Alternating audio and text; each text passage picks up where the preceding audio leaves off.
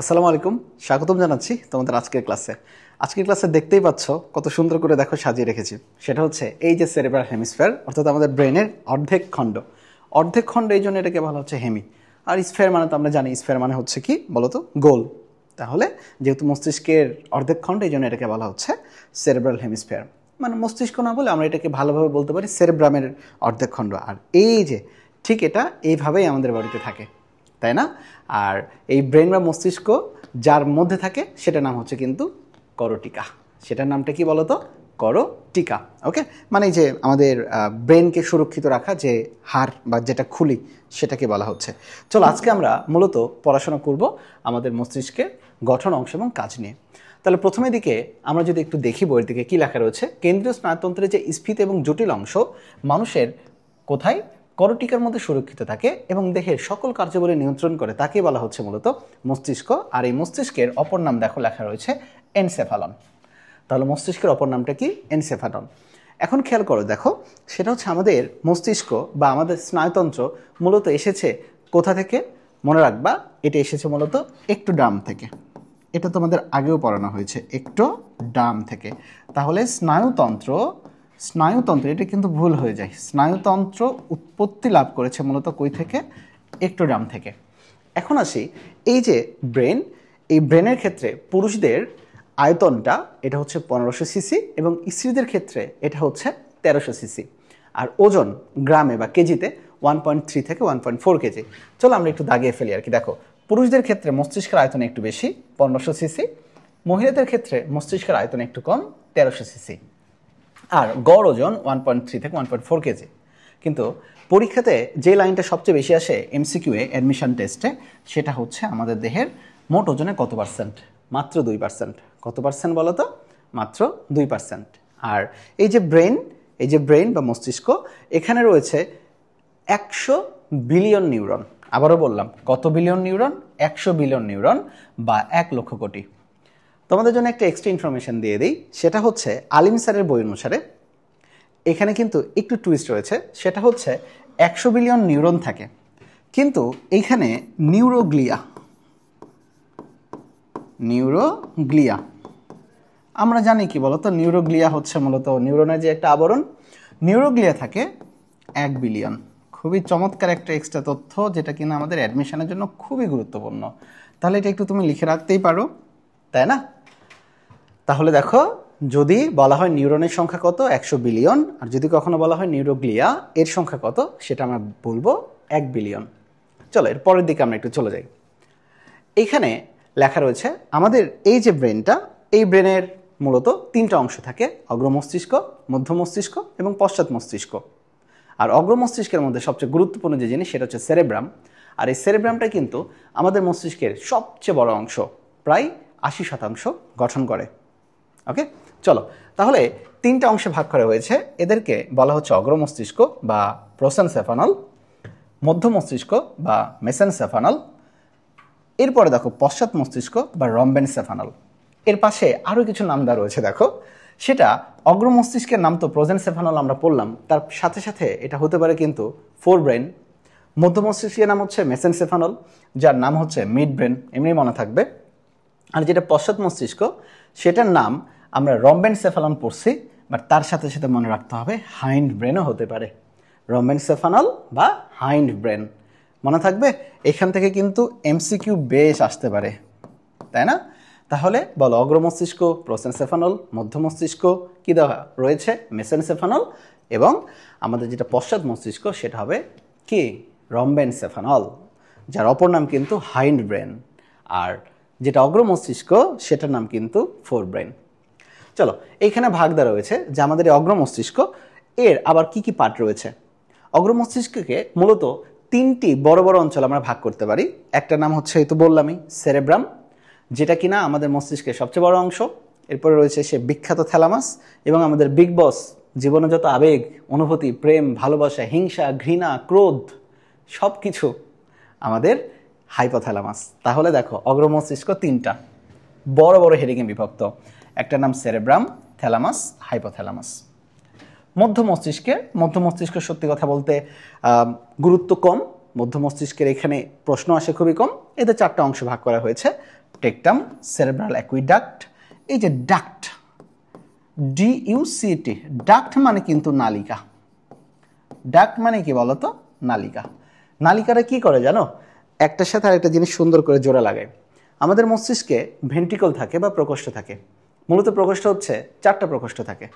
এই 4টা প্রকোষ্ঠের মধ্যে 3 নাম্বার এবং 4 নাম্বার যে প্রকোষ্ঠ বা গহ্বর, সেটাকে যুক্ত করে যে নালী, তার নামই হচ্ছে অ্যাকুইডাক্ট।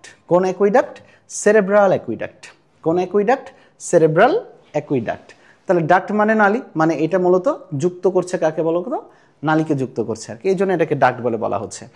এরপরে আসবো কর্পোরা কোয়াড্রিজেমিনা এবং আসবো সেরেব্রাল পেডাঙ্কল। চলো, পশ্চাৎ মস্তিষ্ক কি কি রয়েছে দেখো, লেখা রয়েছে সেরেবেলাম, পন্স এবং মেডুলা অবলঙ্গাটা।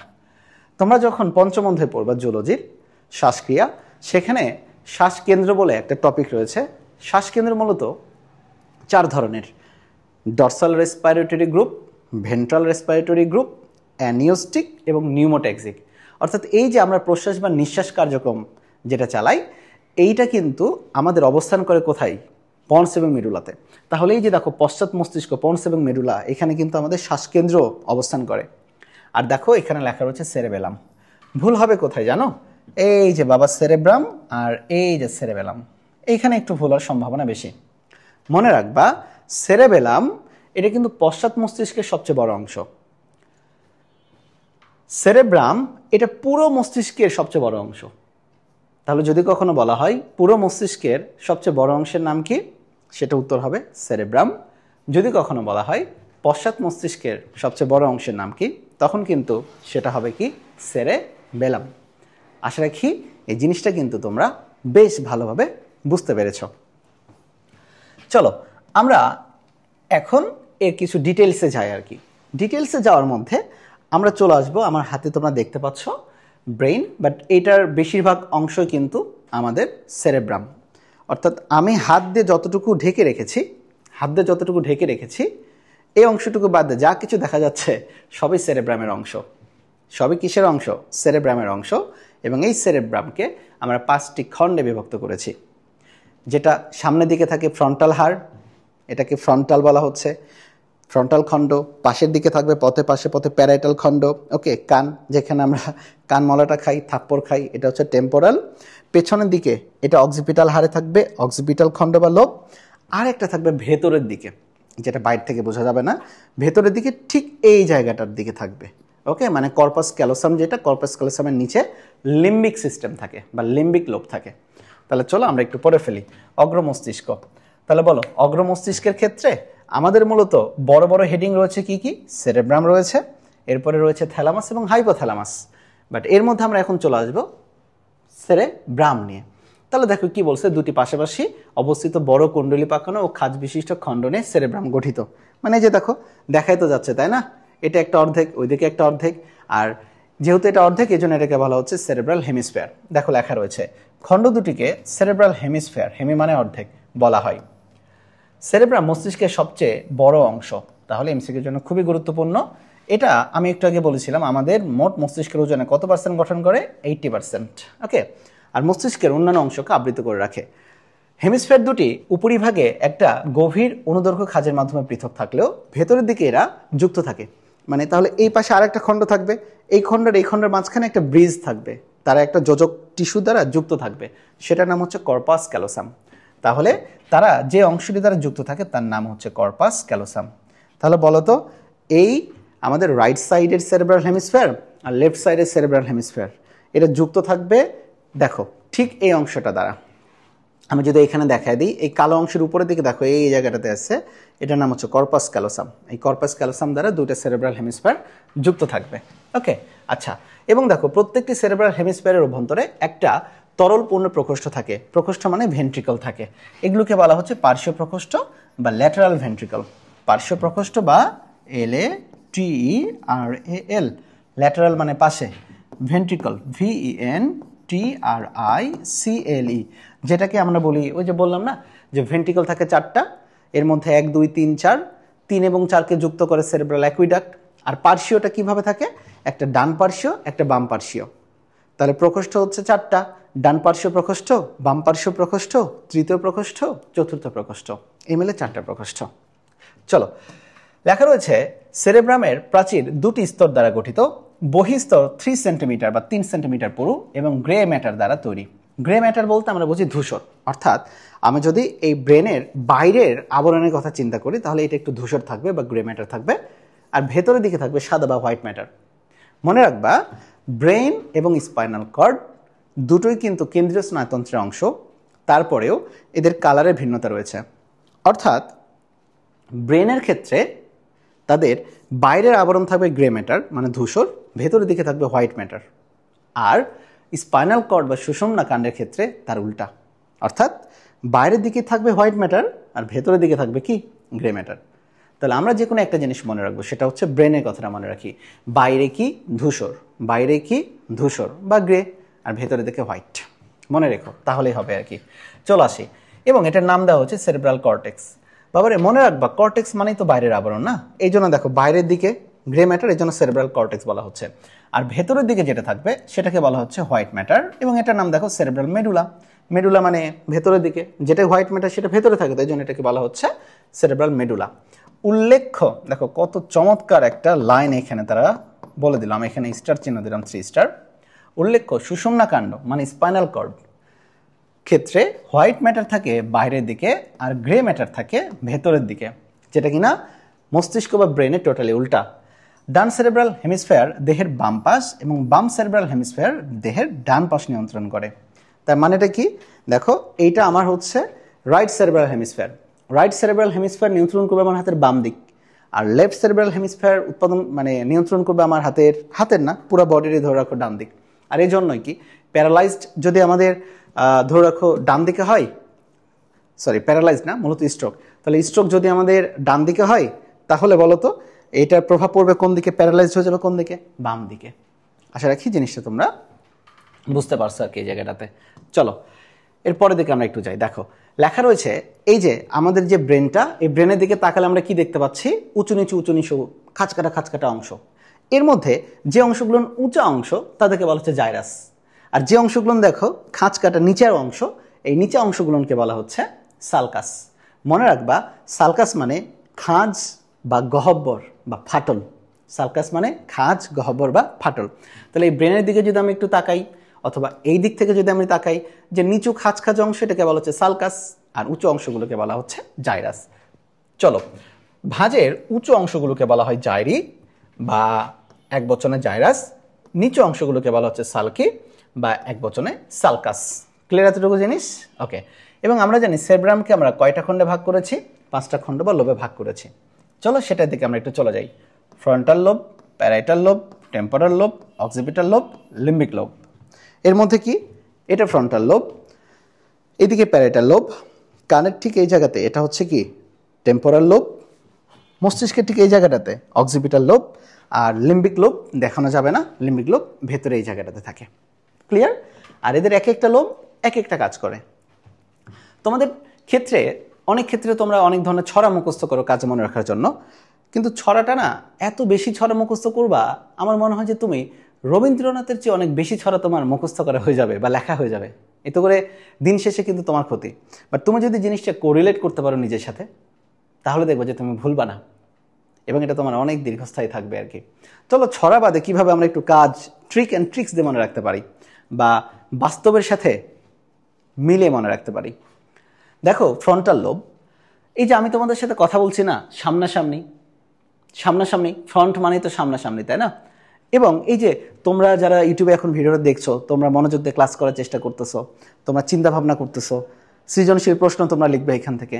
অর্থাৎ এই যে চিন্তা, স্টাডি, সৃজনশীলতা, এই সব কিছুই মূলত ফ্রন্টাল লোবের কাজ। অর্থাৎ তোমার যে থট পাওয়ার, তোমার যে পড়াশোনার কথা, তোমার যে সৃজনশীলতা, এই সব কিছু আসবে। তাহলে দেখো কি বলছে, মানসিক বোধ কি কি, স্মৃতি, বুদ্ধি, চিন্তা, শিক্ষা, সৃজনশীলতা, এবং সেই সাথে বাককেন্দ্র। মানে এই যে দেখো কথা বলছি না, সামনাসামনি কথা, তাহলে ফ্রন্টাল মানে সামনে, ফ্রন্ট, তাহলে কথা মানে বাককেন্দ্র বা কথা, এবং যত ধরনের কি পড়ালেখা রিলেটেড কাজ রয়েছে সব কিছু নিয়ন্ত্রণ করে কে বলো তো, আমাদের ফ্রন্টাল। এরপরে দেখো প্যারাইটাল। প্যারাইটালটা মূলত অনুভূতি নিয়ে কাজ করবে। এখন অনুভূতি কি? কোনো একটা জায়গায় তোমার ব্যথা হইছে, এটা একটা অনুভূতি, কিন্তু তুমি কোনো কিছু মনে করতেছো, পড়াশোনা করতেছো, স্মৃতি মনে করতেছো, এটা তো তোমার কোনো অনুভূতি হতে পারে না, তাই না? তাহলে অনুভূতি নিয়ে কাজ করবে প্যারাইটাল। এবং কি কি? ব্যথা, স্পর্শ, উষ্ণতা। এবং সেই সাথে দেখো লেখা রয়েছে কোন কেন্দ্র? স্বাদ কেন্দ্র। কোন কেন্দ্র বলো তো? স্বাদ কেন্দ্র হিসেবে এটা কাজ করবে। চলো আসো টেম্পোরাল লোব। দেখো টেম্পোরালে কান থাকে, তাই না? টিম্প্যানিক মেমব্রেন থেকে টেম্পোরাল, তাহলে শ্রুতি কেন্দ্র বা শোনার কেন্দ্র হিসেবে কাজ করবে এটা। এরপরে দেখো লেখা রয়েছে অক্সিপিটাল। মনে রেখো, এই যে তুমি চোখ দিয়ে যে মোবাইলের মাধ্যমে আমার ভিডিওটা দেখছো, এটাতে তোমার চোখ সামনে থাকলেও চোখের সেন্ট্রাল বা দৃষ্টি ক্ষমতা যে জায়গাতে যে আমাদের তৈরি করে, অনুভূতি তৈরি করে, দেখার যে অনুভূতি, এটা তৈরি হয় কিন্তু অক্সিপিটালে। চোখ সামনে, বাট এটার কেন্দ্র কোথায়? অক্সিপিটালে। ওকে, তাহলে দেখো অক্সিপিটাল দৃষ্টি কেন্দ্র। আর দেখো লিম্বিক লোব, গুরুত্বপূর্ণ জিনিস। এই লিম্বিক লোবটা মূলত আমাদের সহজাত প্রবৃত্তির কেন্দ্র। সহজাত প্রবৃত্তি বলতে কি? যেটা আমরা জন্ম থেকে পেয়েছি। জন্ম থেকে কি একটা বাচ্চা হইছে, ওই বাচ্চা ধরে রাখো খাইতে জানে না, কিন্তু তারপরেও কি এমন যে ক্ষুধা লাগবে না? অবশ্যই কিছুক্ষণ পরে ক্ষুধা লাগবে, মানে খাইতে চাইবে। জনন, তারপরে রেচন, কিডনি কাজ করবে, এটা হচ্ছে সহজাত কাজ। অর্থাৎ সহজাত প্রবৃত্তির যা কিছু কাজ থাকবে সেটাই মূলত আমাদের কার কাজ হবে বলো তো? আমাদের লিম্বিকের কাজ হবে। কিসের কাজ হবে? লিম্বিকের কাজ হবে। এখন লিম্বিক মূলত কি কি জিনিস দ্বারা তৈরি সেটা আমাদের একটু জানতে হবে। কিন্তু জানার আগে আমরা চলো এদের আর একটু জিনিসটা দেখে নিই। গ্রে ম্যাটার মানে ধূসর। গ্রে ম্যাটার মানে কি? ধূসর। হোয়াইট ম্যাটার মানে কি? সাদা, চকচকে। তাহলে দেখো এই যে ব্রেনের বাইরের দিকে যে ধূসর বা গ্রে ম্যাটার, তাহলে এটা কিছু না কিছুতে তৈরি হয়েছে। কি দিয়ে তৈরি হয়েছে? এটা মূলত তৈরি হয়েছে নিউরনের তিনটা জিনিস দ্বারা। একটাকে বলা হচ্ছে কোষদেহ, একটাকে বলা হচ্ছে নিউরোগ্লিয়া, আর এটা হচ্ছে সিনাপস। তাহলে এই যে দেখো এটা যে ধূসর, এটা তৈরি হয়েছে তিনটা জিনিস দ্বারা। স্নায়ুকোষ দিয়ে, নিউরোগ্লিয়ার সংখ্যা আমি একটু আগে বলেছিলাম 1 বিলিয়ন। কত? 1 বিলিয়ন। এবং সিনাপস দিয়ে। তাহলে তিনটা জিনিস কি কি দেখো? সেটা হইতেছে স্নায়ুকোষ নিউরনের, এরপর হচ্ছে কাভারিং নিউরোগ্লিয়া এবং সিনাপস দ্বারা গ্রে ম্যাটার তৈরি হয়েছে। তাহলে বাকি থাকে কি? বাকি থাকে একজন। বাকি থাকে কি? একজন। আর আমরা জানি একজনের উপরে এক ধরনের চকচকে আবরণ থাকে যার নাম হচ্ছে মাইলিন শীথ। আর এই মাইলিন শীথ মূলত দুইটা জিনিস দ্বারা গঠিত, প্রোটিন এবং লিপিড। আমার সাথে বলো কি দ্বারা? প্রোটিন এবং লিপিড দ্বারা। তাহলে দেখো হোয়াইট ম্যাটার কি? কেন্দ্রীয় স্নায়ুতন্ত্রের টিস্যু, যা মূলত মাইলিন যুক্ত স্নায়ুতন্তু দ্বারা গঠিত। মাইলিন থাকার কারণে এটা চকচকে সাদা দেখায়। চকচকে সাদা দেখায়।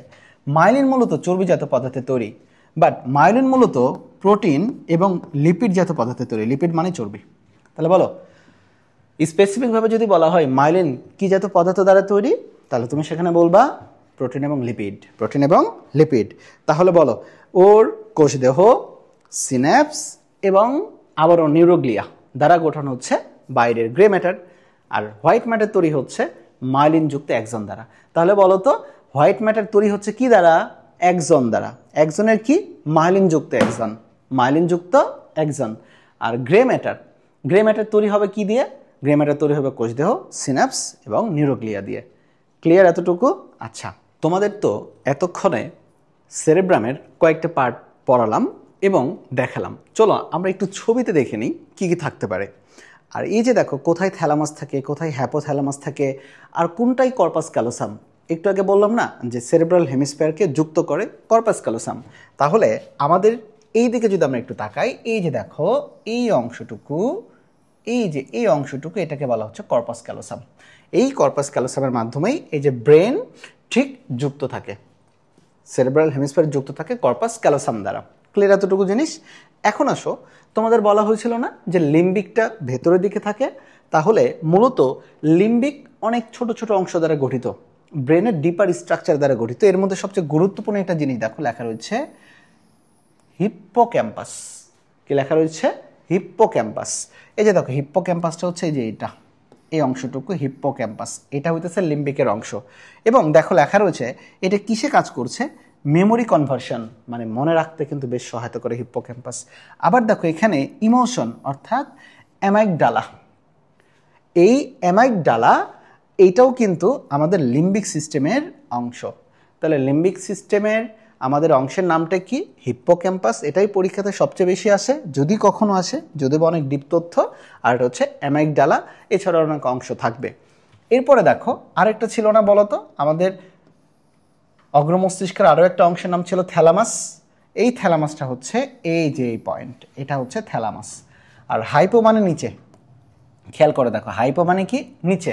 তাহলে হাইপোথ্যালামাসটা হচ্ছে এই জায়গাটাতে। তার মানে কি? থ্যালামাসের নিচে, থ্যালামাসের নিচে। আশা রাখি তোমরা এই জিনিসটা কিন্তু বুঝতে পেরেছো আর কি। আর থ্যালামাসের এখানে একটা কাজ দেওয়া রয়েছে, দেখেছো কি?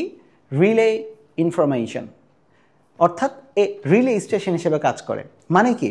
এটা জাস্ট আমার বডির যে কোনো জায়গা থেকে, হয়তো বা হাতে এখানে মশা পড়ছে, এই সংকেতটা আমার সেরেব্রামে পাঠাতে হবে। তাহলে হাতের এই সংকেতটা সেরেব্রামে যাবে কার মাধ্যমে? থ্যালামাসের মাধ্যমে। মানে থ্যালামাস শুধুমাত্র এটাকে ট্রান্সফার করার কাজটা করে দেয় আর কি, বুঝছো? কানেক্টরের মতো কাজ করে রিলে স্টেশন। আর একটা গুরুত্বপূর্ণ জিনিস, হাইপোথ্যালামাস কিন্তু সবচেয়ে বেশি আবেগ, অনুভূতি, প্রেম, ভালোবাসা, রাগ, ক্রোধ ইত্যাদি নিয়ে কাজ করে।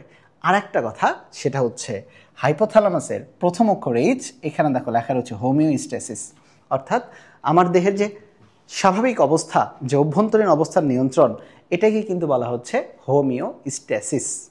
ক্লিয়ার? তাহলে হাইপোথ্যালামাস দেহের স্বাভাবিক যে অবস্থা সেটাকে নিয়ন্ত্রণ করে। তাহলে হোমিওস্ট্যাসিস যদি কখনো আসে, নিয়ন্ত্রণ করে কে? সেটা দেবে হাইপোথ্যালামাস। আবার একটা কথা কি জানো, আমাদের অনেক সময় জ্বর আসে না, দেহের টেম্পারেচার বেড়ে যায়, এই টেম্পারেচার সেন্টার কিন্তু big boss the hypothalamus, big boss hypothalamus. Clear? তাহলে চলো আমরা সেরেব্রামের কাজটা তাহলে একটু দেখে ফেলি আমাদের। দেখো এখানে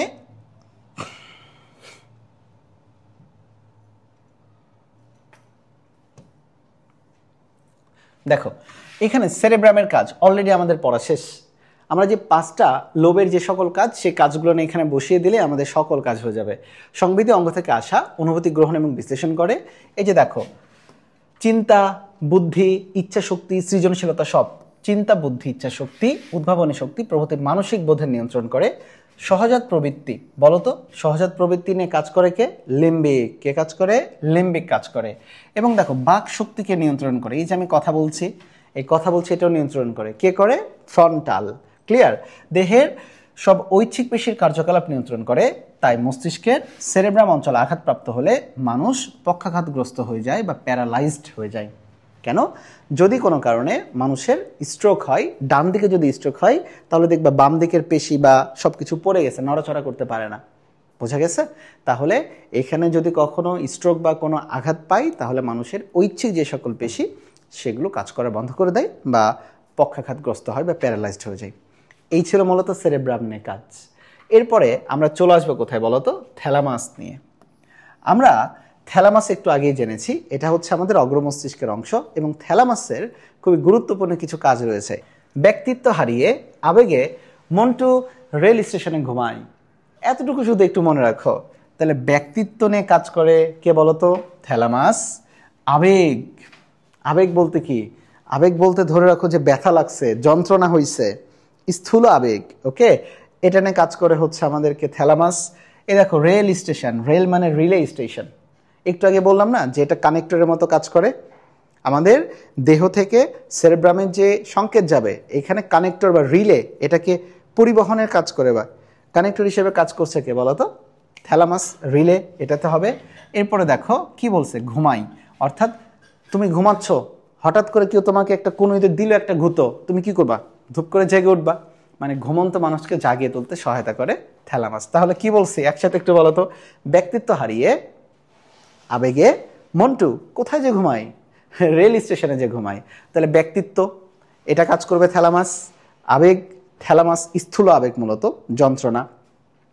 এরপরে relay station, totally relay station. এরপরে ঘুমন্ত মানুষকে জাগ্রত।